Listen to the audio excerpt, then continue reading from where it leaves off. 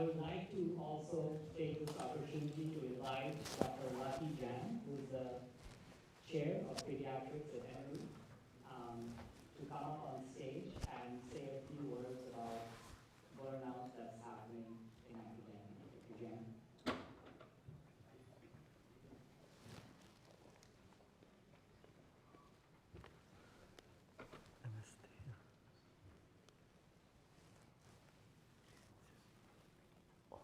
Dr. Jain is presenting a plate felicitating GURUDEV.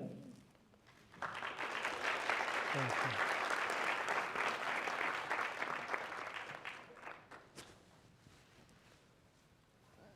Good evening, everyone. As Supratik said, my name is Lucky Jain, and Gurudev, I know now why my parents named me Lucky. Because one day they didn't know that I would be in your presence, introducing your holiness to this audience. So how much more lucky can a person be?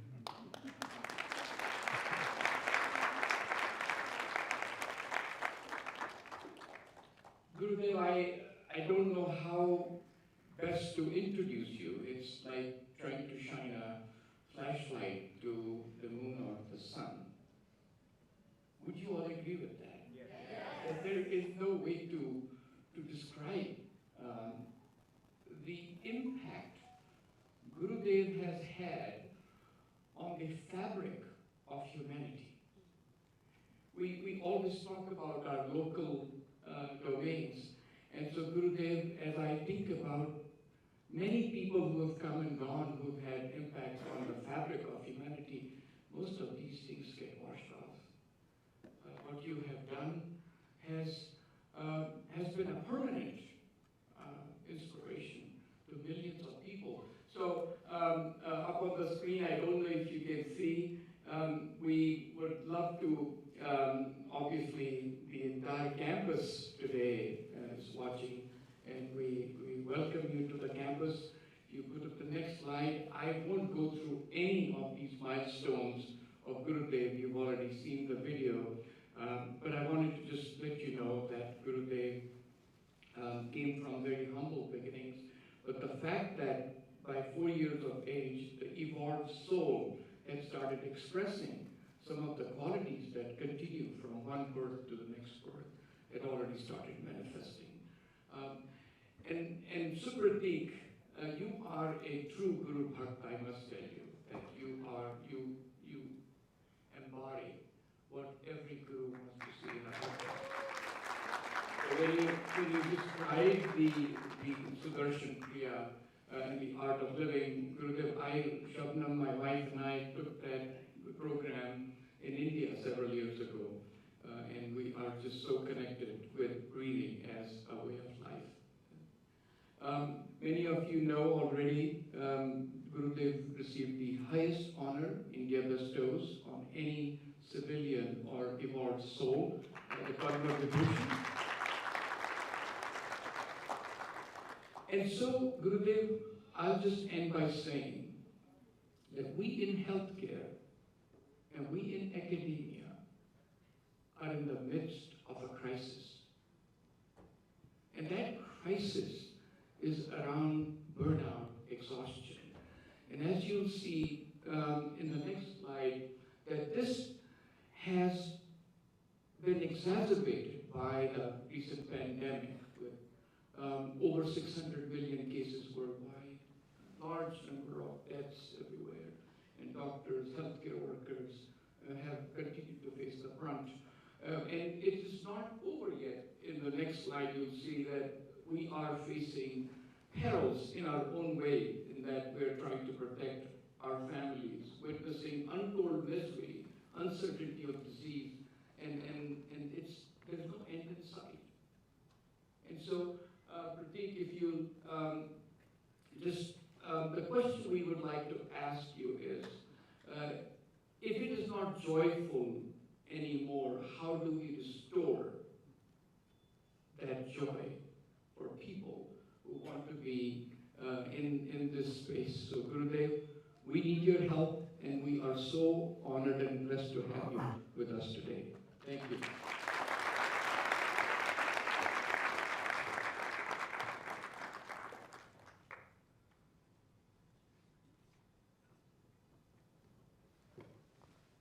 Professor would like to say something?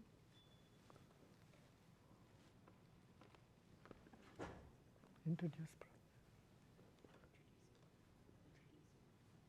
I'm also very pleased to introduce Dr. Omar Kutchuk, who's a senior professor in the Winship Cancer Institute, and also the director of Emory Integrated Health and Medicine Center. We're very fortunate to have Dr. Omar Kutchuk with us today, and we would love to hear from him to share a few of his insights.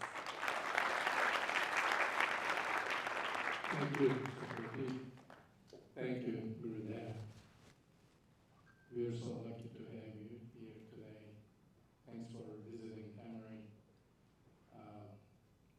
We're honored with your presence, and we look forward to your advice in this difficult times that we're going through with lots of stress. And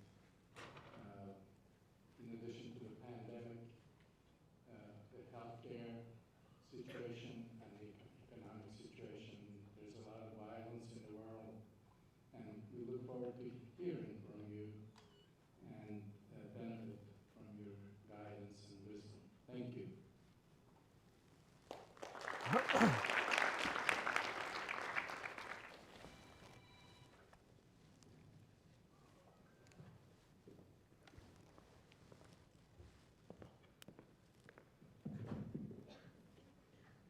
Hello, everybody. Thank you, Mrs. Lucky, and thank you, Mr. Dean, for being with you all today. I feel Emory University is very well known. The name I have heard, and the first time I'm coming here, and to be with you all is such a pleasure for me.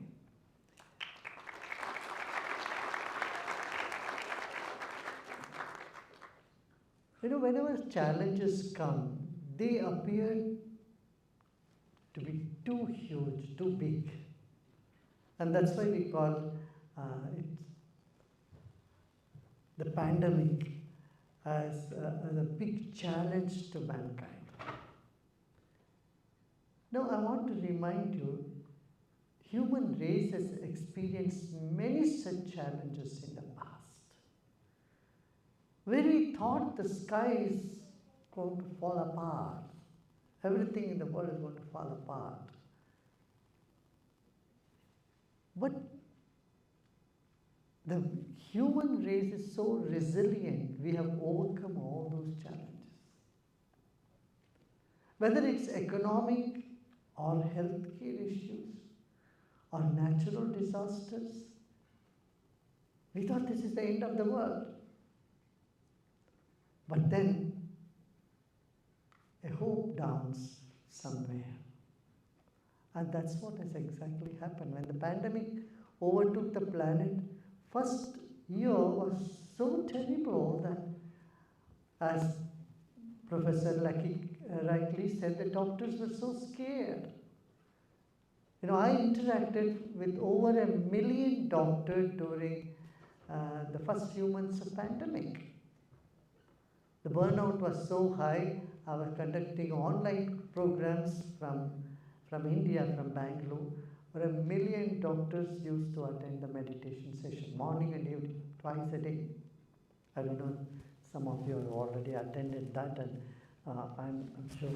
So, to suit the time zones, I used to have several programs all the way from Japan to Argentina. Healthcare professionals, workers were greatly affected. You know what doctors said, Gurudev? Before, we never thought about ourselves or our family when the patient was in front of us. And this is the first time in our life we had to think about ourselves, our family, before we attend a patient.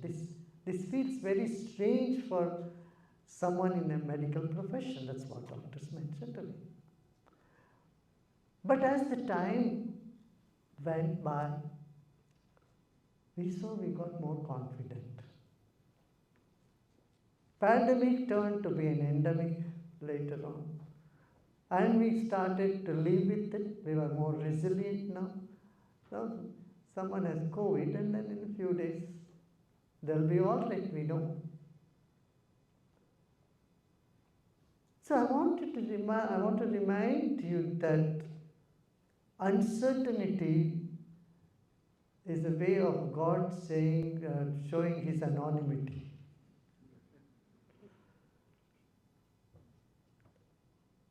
It's a temporary state, the uncertainty, and we have to learn from our history. Then what happens? Just this attention or awareness brings up enormous confidence in our own spirit, in our consciousness. A strong mind can carry on a weak body, but not the other way around. If the mind is weak, it can't carry along a strong body. So mental strength or inner strength is absolutely essential. Do you all agree with me on that? Are you all here? You know, psychologists usually say if you speak more than 10 minutes, the audience take 3 breaks or cappuccino breaks. I want to keep you all here. So when we discuss and talk, see, there is something happening in our mind, in the background of our mind. As we are talking, you are saying, yes, yes, no, no, how that could be. So this is not monologue. We are having a dialogue. Actually, I would say trialogue. One dialogue you are having with yourself.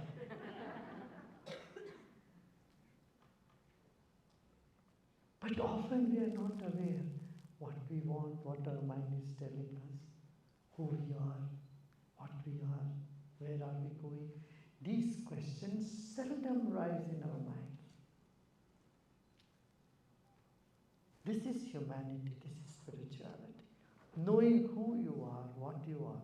See, we are made up of both mind, matter and spirit, right? Our body is made up of matter, carbohydrates, protein, minerals and all that. Our mind, our consciousness is made up of this substance called beauty, love, peace, character, values. Isn't it? Something which is intangible, something which you cannot measure. You can't say, I have 2 ounces of peace or X amount of compassion in me. Compassion cannot be quantified. That which cannot be quantified is what the consciousness is. That's very much part of our life. When we don't attain this consciousness, we are at a big loss.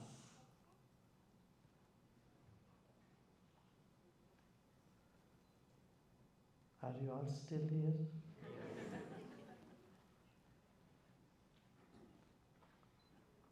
The container of information is our consciousness. We do very little to expand the container, to cleanse the container, to attend to the container. We keep stuffing information. Are we doing anything to see the container of information, our consciousness, our mind, to feel relaxed? Other than sleep, we do nothing. Sleep to an extent takes care, and these days even that has become very expensive. Sleep has not become a natural phenomenon anymore. People struggle to sleep. There's so many apps and so many medications are floating around in the society for a sound, good sleep. But sleep is not enough. It takes care of only one type of relaxation, recharging yourself. Your happy mood recharges you more than your sleep. Have you noticed that? The days when you are bubbling with enthusiasm, happiness, your mind feels much more energized. And you don't feel tired. And you have something of passion that you are doing, tiredness just vanishes.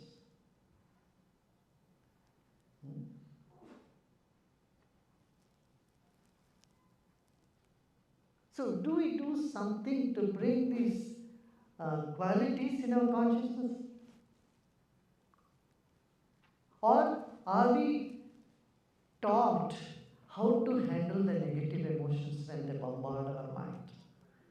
It's normal to feel angry, jealous, greedy, all those experiences, negative emotions. But we are stuck with it. We don't know how to get out of it. Today, the youth in the world are swinging between two extremes. On one side, there is depression and suicidal tendencies. On the other side, there is aggression. The drop of the hat, people are ready to fight and take the gun and shoot. I mean, it is appalling to see more than 300 mass shooting events happening in this country, which is the most advanced nation in the world. An example for the world to follow has such amount of violence is something unthinkable. Isn't it? Yes. Don't you think so? Yes. No, you ask each one of those culprits, why did you do it? Why did you take the gun and shoot people in the mall? Because we are so scared to go to mall, people are scared to stop car a little longer in the gas stations. And shopping or e-shopping has increased because people are not, they don't want to go to shopping mall. People are scared to send their children to schools. And you go to college, you are not sure you will come back home safely. Lack of safety is not the sign of a civilized society. It only indicates the barbarism. And barbarism is because we have not attended to our inner self, our consciousness, our mental health. Mental health is only one spectrum, the extreme spectrum of a good inner health or consciousness. You know, the word for health in Sanskrit is swastha. You know what does it mean? It means established in oneself. If someone is not smiling, someone is not enthusiastic, someone is not bubbling with joy, there's something wrong with their health. The definition of World Health Organization for health is physical, mental, emotional, spiritual. They've added the spiritual quotient also. Spiritual health means having the sense of belongingness with everybody.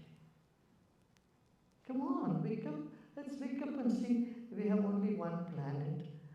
And we are here for a short period of time. This planet has been in existence for billions of years and will continue. And we are here for about, at max 100 years. 100 years we are in a transit launch, my dear. That's not home, it's a transit launch. And can't we feel one with everybody here? What is that stops us from connecting with each other? What is it that makes us get locked up in a small and build a wall around ourselves and feel stifled? What is that is making us so depressed and suicidal? We need to ask these questions. Something opens up within you. Just with these questions, a way opens. Light, you'll see the end of the tunnel. Meditation is one of the ways. Few minutes of calming the mind down It's like pressing the delete button in your computer. So suppose you don't use the delete button at all. How much can you store? How many megabytes can you store in your, right? I mean, we keep accumulating trashes and trashes and trashes and don't end up as what we would like to be.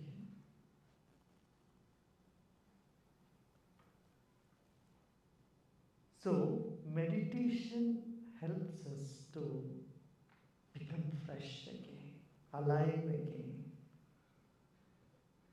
No baby on the planet is born as an evil or bad child, or a depressed child, or a aggressive child.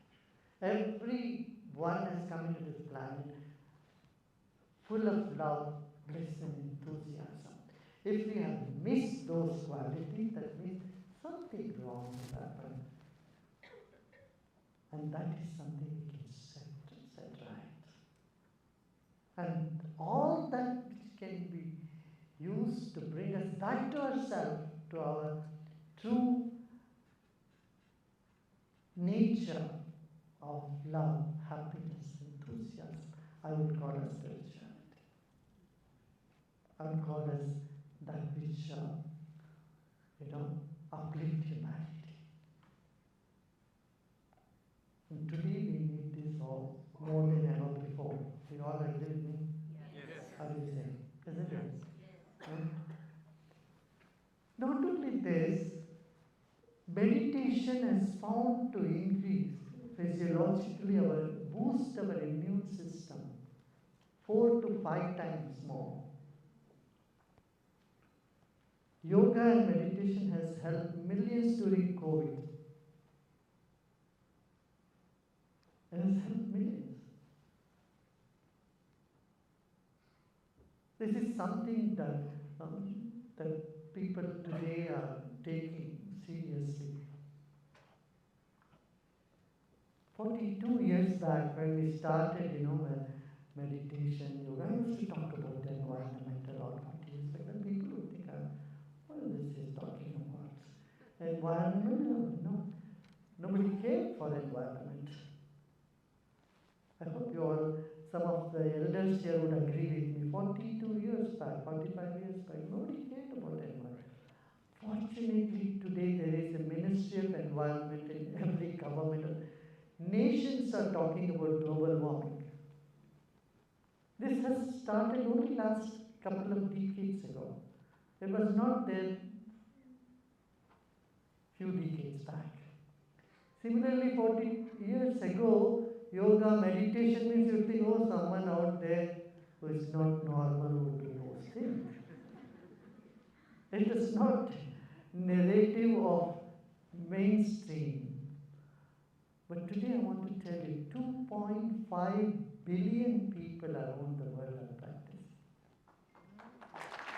We have the International Yoga Day. In the International Yoga Day, 2.5 billion people this year participated.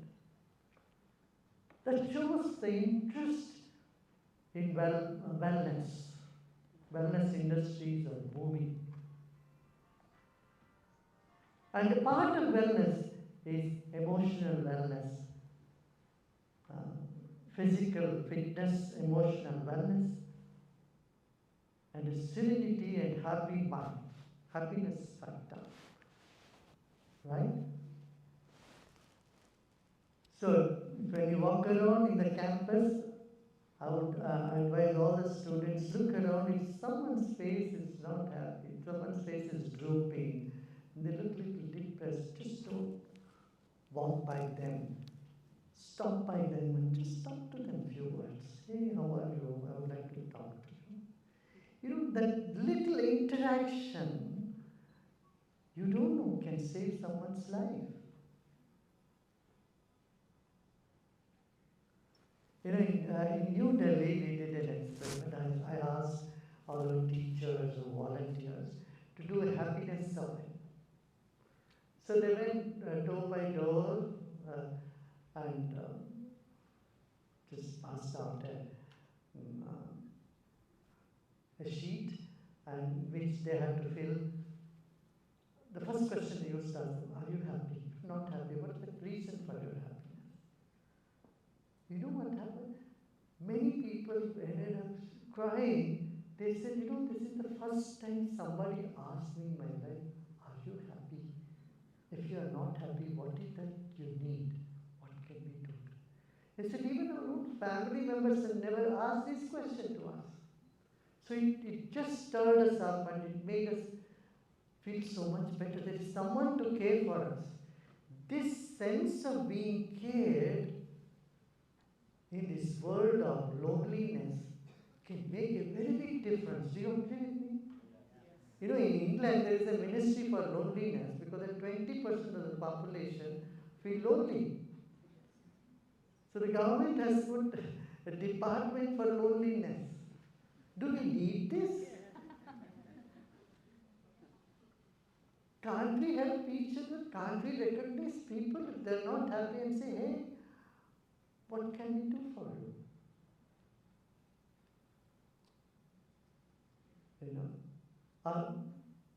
Don't worry, things will be all right. Giving that confidence to people, having that sense of belongingness makes a lot of difference. Help people to get out of their small rut that they created for themselves. What do you say? Yeah? So, improving the communication, stretching our hand out, to be available for others is all part of a wellness program. I would recommend that to be part of the wellness program. Wellness program is not just getting good massage and eating good food. It's also a friendly disposition of your behavior towards others around you. Yeah, that's part of that. And how can you do this if oneself, you say, you may come up and say, I'm so stressed myself, I'm so miserable, how can I go and help others? That is where just do some breathing and meditation. This is mental hygiene. If we do this, then we will be able to help others too. Yeah? And there is a formula for getting depressed. Do you want to know that? This formula can make anyone depressed in the world. You want to know?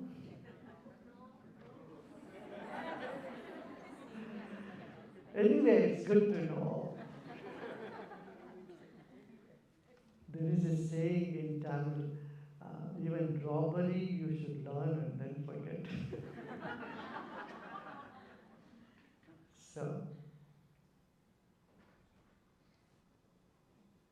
the formula is just sit and think only about yourself. What about me? What about me? What about me? What about you, my dear? You are going to go under the ground horizontal one day.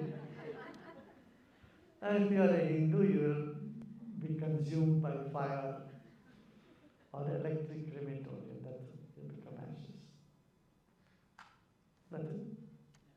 That's what's going to happen to us. That's final. But sitting and thinking all the time, what about me, what about me, what about me, is going to make you depressed more. Instead of trying to get something from the world, we should come out from a space, what I can do. I think this is where the medical profession is such a noble job to always think about how I can help out, how I can do. Healthcare professionals always come out. But it's a sad thing to see in America, more than 400 physicians have taken away their life this very year. Earlier this year, I was in the National Institute of Health in the Children's Hospital. They were all part of it. We had a discussion on mental health in Washington, D.C. I came to know many facts. The amount of burnout and depression that is clogging the medical is alarming. And it's understandable why it is happening. That's why they say every doctor, before they prescribe medicine to others, they should meditate for themselves. Every morning, every evening, half an hour, 20 minutes, whatever time it is, meditate and find your inner space. And it is helping, it has helped millions across the world.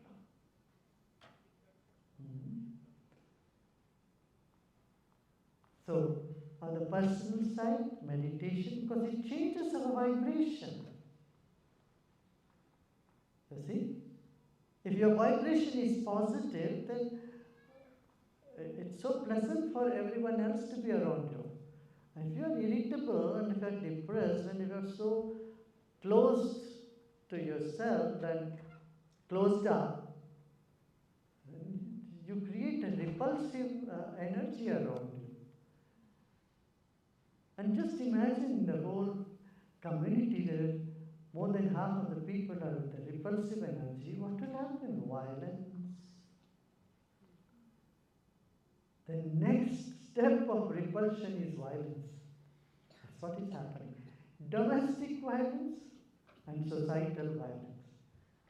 If we need to get rid of this, we have to. There is no other way than making our vibrations positive, for that we all have to work. That's all I have to say. And if you have some questions, I'll take it.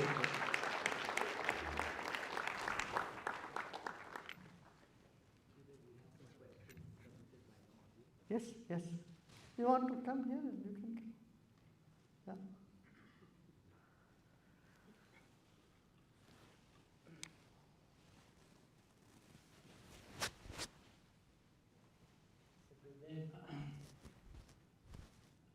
You can take a seat. You can sit.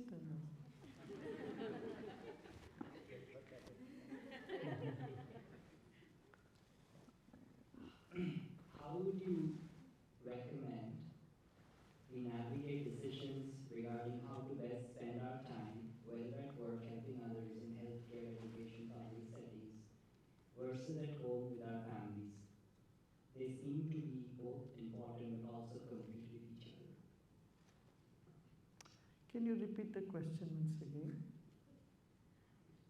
How would you recommend we navigate decisions regarding how to best spend our time, whether at work or helping others in healthcare, education, public settings, versus at home with our families?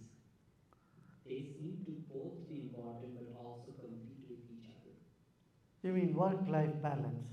How to balance your personal life with the workspace, right? That's the question. Okay. Do you want to really balance? Yes. And you know, whenever you are out of balance, it pinches you somewhere. If you have neglected your family, it pinches you. Hey, I have neglected, I have to do it. Listen to your own pinch. Just follow that. And if you're spending too much time at home, only caring for your kids and other things and forgetting your duty, that also pinches you. Hey, look, I have been paid to do my work, but I am spending more time at home. Though there is work from home today, and I'm not giving my 100%, that pinches you. Listen to your own conscience. Number one. Second is prioritize. You know, sometimes emergency needs are there both at work and at home. At that time, you have to use your common sense. Suppose your kid is not well at home and you have an important work to do, then you have to attend to your kid. And if you have an important work in workplace, and your kid wants you to take him or her to Disneyland, then you know what is the obvious choice, right? Disneyland can wait, but your work is more important. I think It's just your intention. I want to, and I can do both. This is the first thing you have to know, that you can do both. But if you think, oh, how can I do, this is too much to do, you are putting a brake and you are driving the car. Take your feet off the brake, then put the accelerator. This is what we need to look into. Yeah?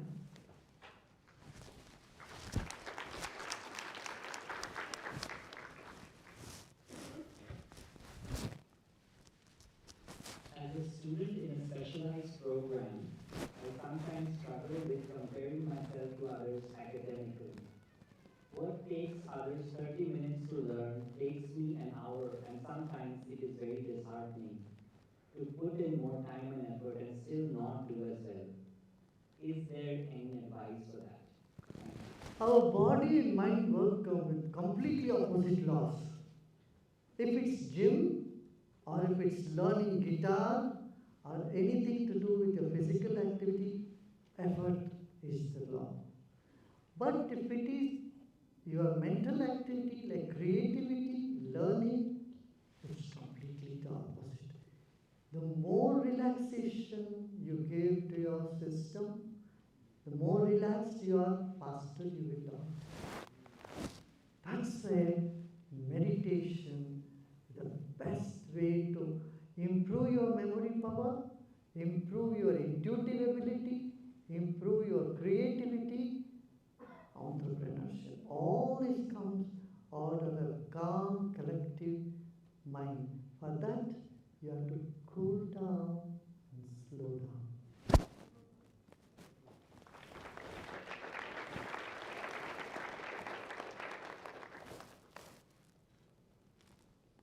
Our profession has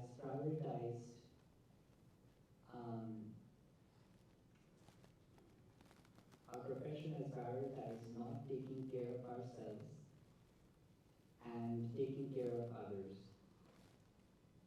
How do you suggest our profession can cultivate a more nurturing, balanced workplace?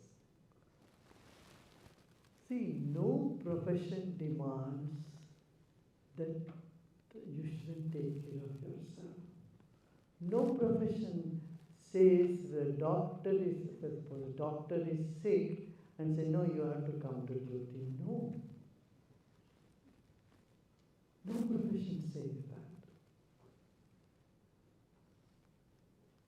This is our own perception, Sometimes we feel the pressure of work so much and we neglect our personal care. Because we have been always taught to be very perfect. Why should you be perfect? For whose sake? Come on. Keep aside your obsession with perfection. For sometimes, okay, I can be imperfect. So then you will see that load of stress on your head for perfection is eased out. When that's eased out, you become really perfect. Lack of perfection is because of the load of perfection on our head. Yeah. GURUDEV did a question from a student. How to remain mentally healthy when your research experiments are constantly failing for months? When you are? How to remain mentally healthy when your research experiments are constantly failing for months?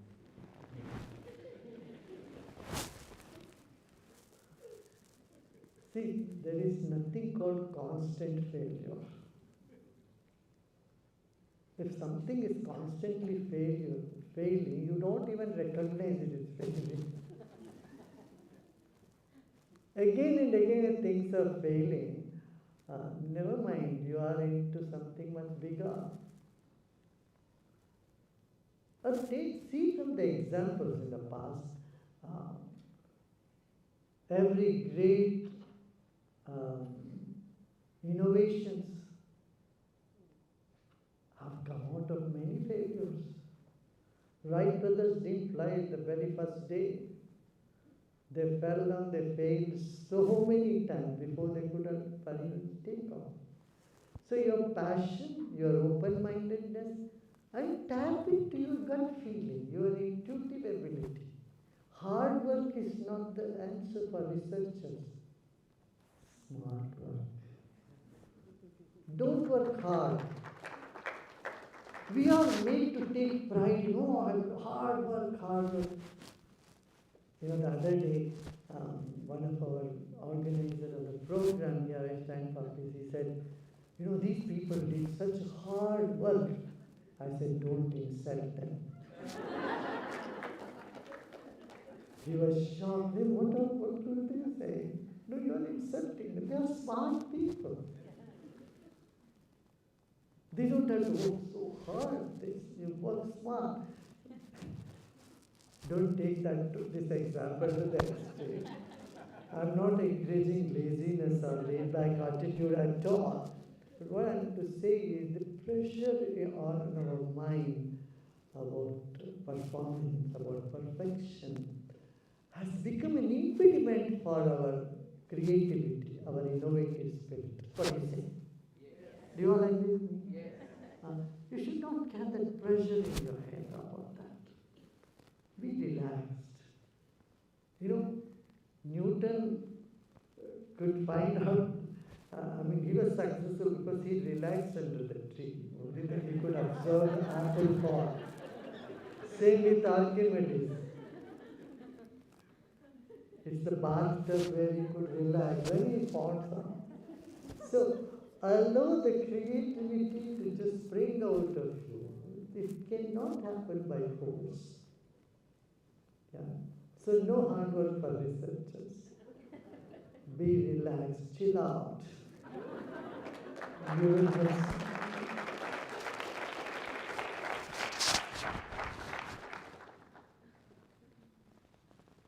I feel like I'm overwhelmed with my day-to-day course and don't feel motivated to engage in volunteering or helping others. How can I come out of this cycle of exhaustion and laziness? meditation. Meditation, yoga. You may say, I feel so lazy to do yoga. Then have some friend pull you up by it. Its company always helps you to do exercises better. If there's someone knocking at your door to come to gym every day, even though you didn't feel like, you get dragged into the gym. Then when you work out, you feel better. How many of you have this feeling? Look at that. It's natural. Say you don't want to go for a walk, but someone says, hey, come, I'm going for a walk. And you need a little push from somewhere to do exercises, to put some efforts.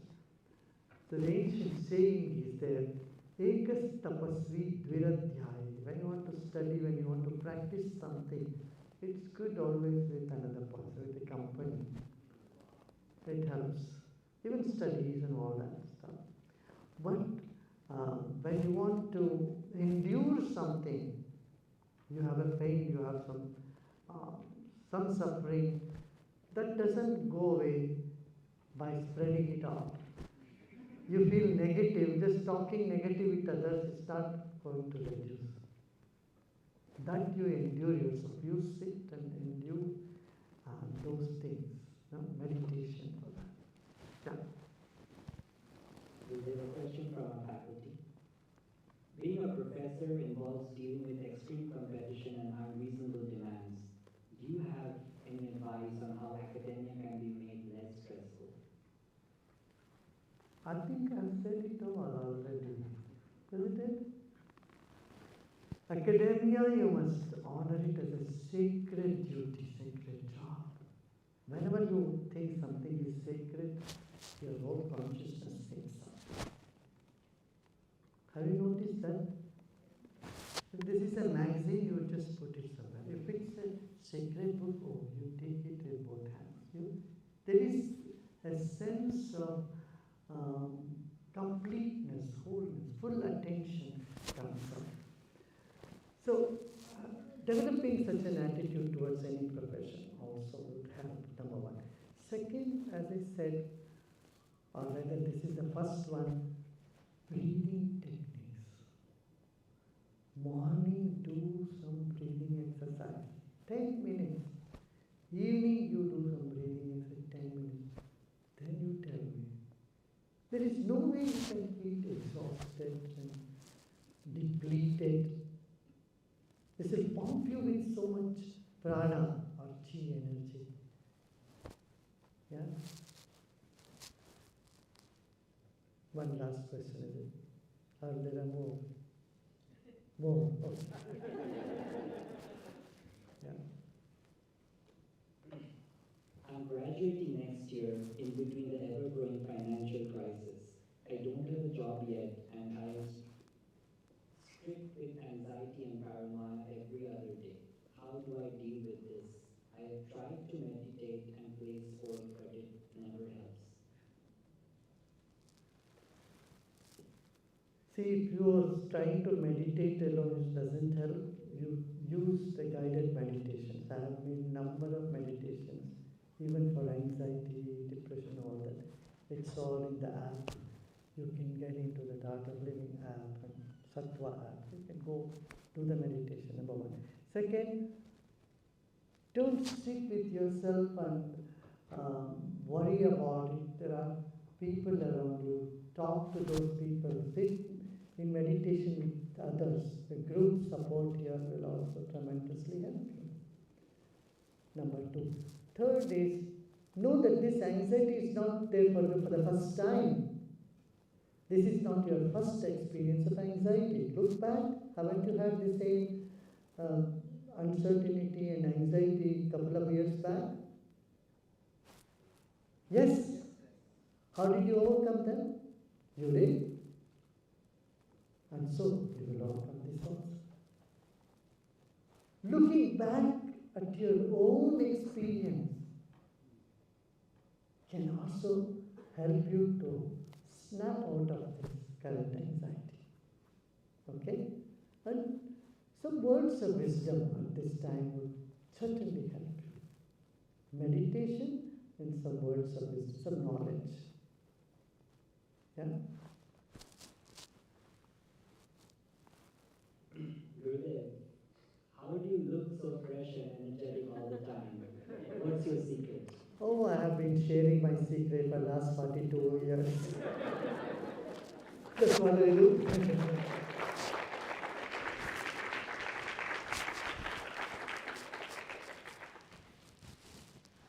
What is best, mantra meditation, pranayama, or breath awareness meditation? Everything, all of them are best. There is no competition, there is cooperation between all of them. They complement each other. Yeah.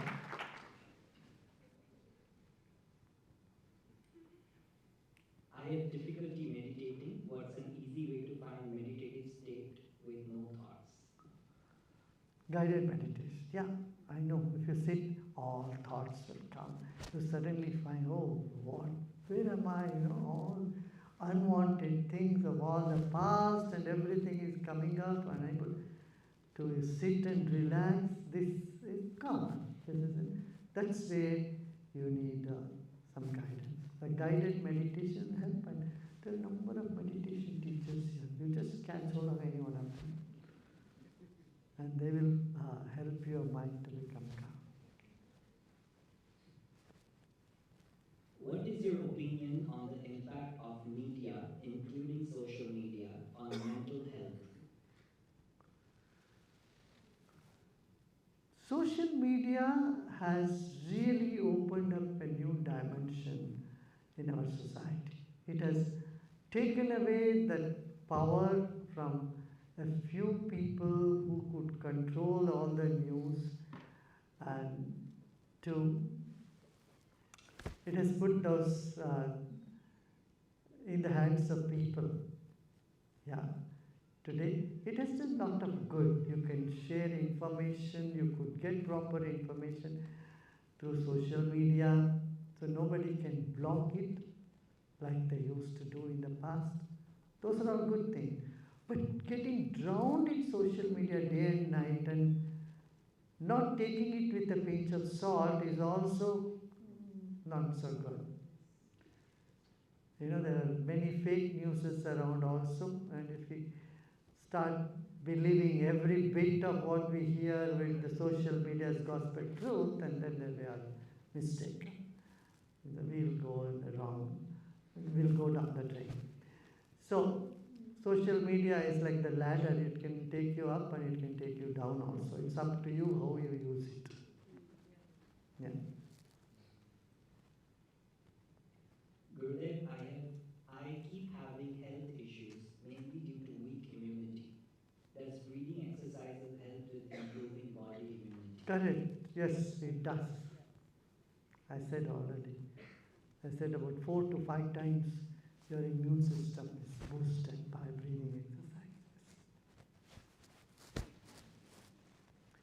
If you want to know more about those researches, you can go into our research site, Art of Living research site. We have all the research papers put in one site. You can go to. How to deal with procrastination? Can I answer this question next year?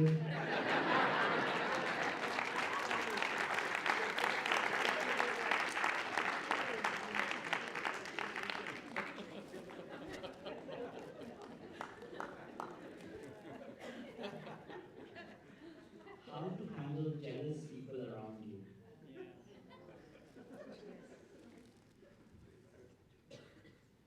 You know, some people feel very proud that others feel jealous about it. If nobody is jealous about you, you want them to feel jealous. This is really catch-22. So suppose nobody cares about you, what you say? You want to take everyone's attention. Jealousy is having attention of people. And you want to have everyone feel jealous about you. When they are jealous about you, you feel very miserable. Because you find them not so friendly with you, feel you cannot trust them, isn't it? My dear, don't recognize what they feel, what they do. Just don't bother about it. See, your mind is not in your control. How can you expect someone else's mind to be in your control? If they experience jealousy, they are getting miserable. It is their problem. They will have to get over it. Isn't it?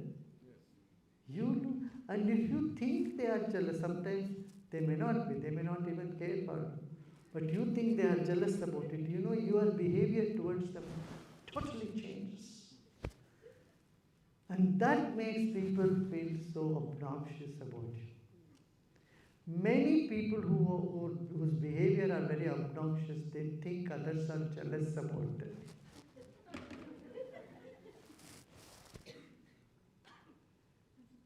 So, if someone is jealous, it is their problem. You walk your way.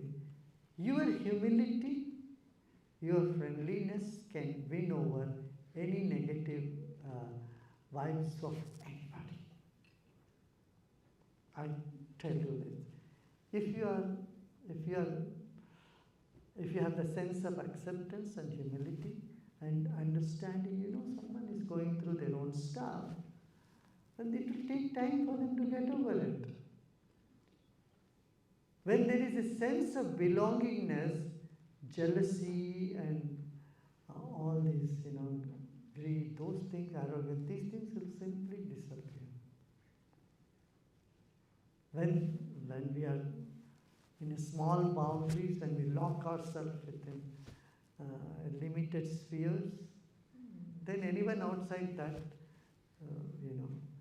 you find them strangers and with all strange emotions. Have a sense of belongingness, then you will see it all. You will be able to see from altogether a different view.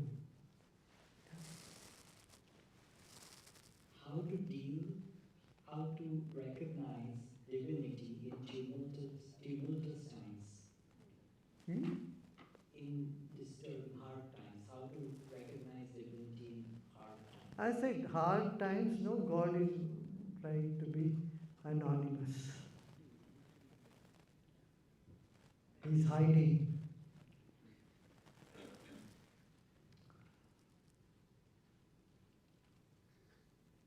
Don't have to force yourself to find divinity. I would say just relax. Don't force yourself to love somebody when you cannot. Oh, love everybody. It's easy to give a sermon like that. But sometimes it's not possible, right? If someone is there with a gun and say, oh, I love you, you can't go and embrace them. If someone is nasty towards you, you can't say, oh, I love you, I'm bringing a rose to you, correct? So you are trying to force yourself and it doesn't work. I would say, just relax. Relax and you will see things change. Understand that things change. If someone is nasty, they are going through something. First comes acceptance. We don't even accept people, situation as they are. When we try to love, it doesn't work. First step is to accept, recognize world is such, people are such, these things do happen. Then at least your mind becomes calm. When you are free from agitation, your mind is calm, then that's the next step when you recognize beyond all names and form a light, a love that encompasses the whole world. That's a different state to be experienced, not something that you can, by thinking, cultivate. Yeah. Out of physical, mental, emotional, and spiritual health, what should come first? This is like asking me whether I should see the television first or listen to it.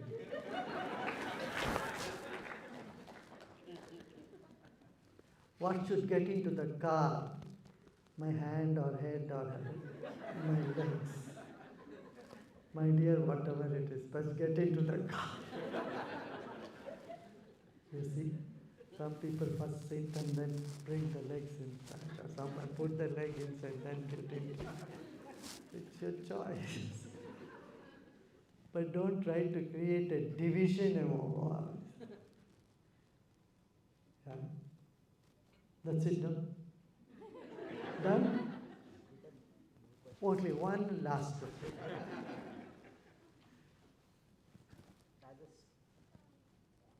As a student, how do I find direction in life? I keep trying and failing and end up losing all passion and motivation.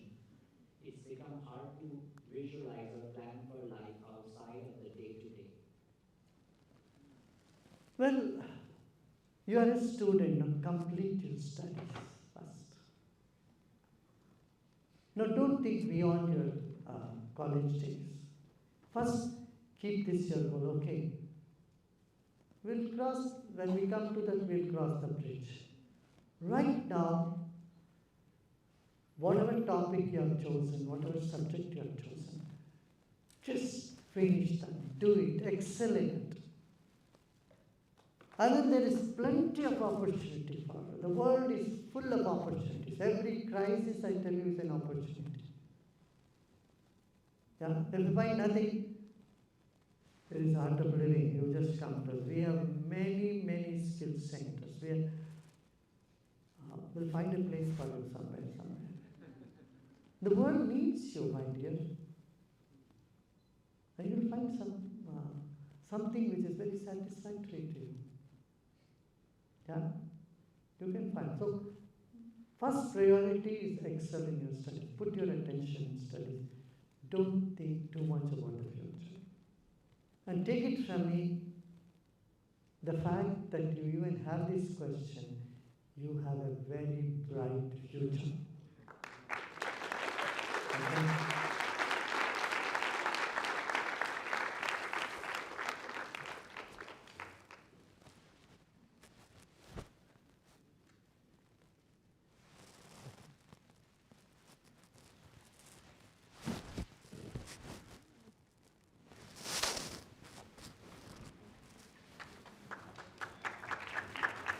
give a big round of applause for GURUDEV.